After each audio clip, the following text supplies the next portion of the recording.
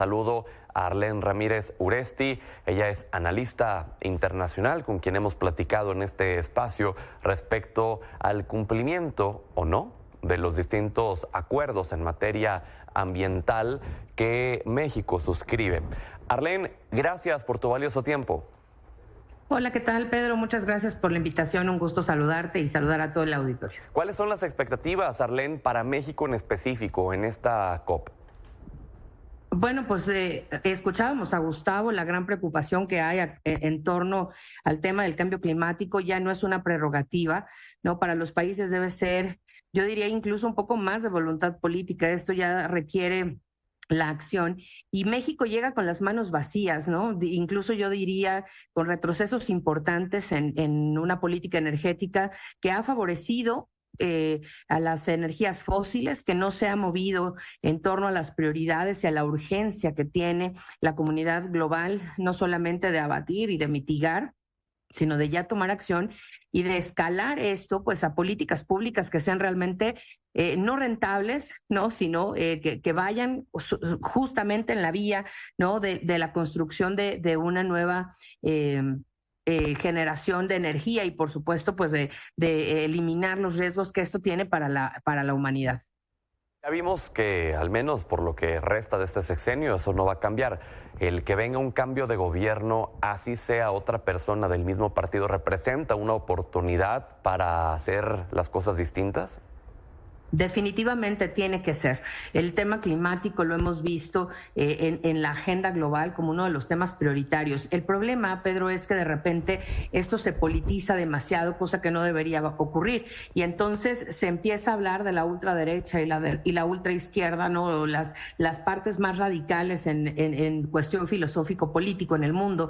Y entonces se empieza a alinear incluso el tema del cambio climático y de las acciones ambientales, de la política ambiental en ese sentido, cuando no debería de ser. En realidad lo que tenemos que apuntar es a una economía circular, a políticas medioambientales limpias completamente y que por supuesto, como bien lo apuntabas, ¿no? En las transiciones político-electorales que vamos a vivir en México, en varias partes del mundo también, no hay que olvidar Argentina, hay que poner por supuesto la llegada de Milei en todo esto. Eso tiene que traer una inercia, ¿no? Y una sinergia más bien muy importante para México, sobre todo porque hoy, pues bueno, ante la posible llegada de los republicanos nuevamente a la Casa Blanca, a México el tema ambiental no se le puede dejar en segundo plano, tiene que ser una prioridad. Lo estamos viendo con la crisis hídrica que hay en el centro del país y en el norte, por supuesto. Y esto pues no es reversible. El problema no solamente está en las emisiones de carbono y en el problema de la contaminación, está justamente pues en que ya el vital líquido ya no está llegando a los hogares y eso por supuesto pues se puede incrementar.